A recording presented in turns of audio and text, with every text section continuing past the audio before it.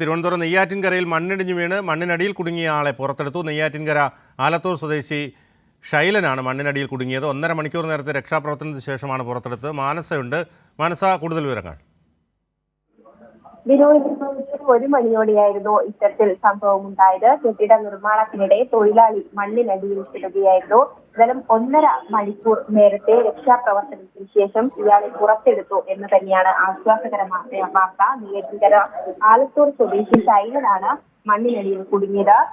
ഈ നെയ്യാറ്റിൻകര ആനാവൂരിലായിരുന്നു സംഭവം. കെട്ടിട നിർമ്മാണത്തിനിടെയായിരുന്നു ഇത്തരത്തിൽ ഒരു സംഭവം ഉണ്ടായിരിക്കുന്നത്.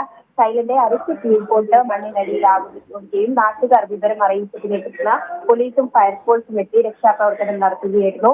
1 മണിക്കൂർ നീണ്ട പരിശ്രമത്തിനൊടുവിലാണ് ഇയാളെ രക്ഷപ്പെടുത്തിയത്.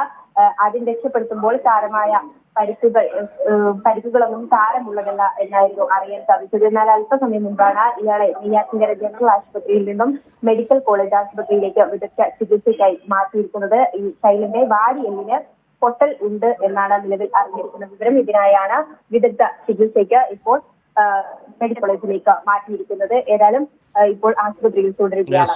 മാനസ മനോജാണ് തിരുവനന്തപുരത്ത് നിന്നും വിശദാംശങ്ങൾ നൽകിയത്.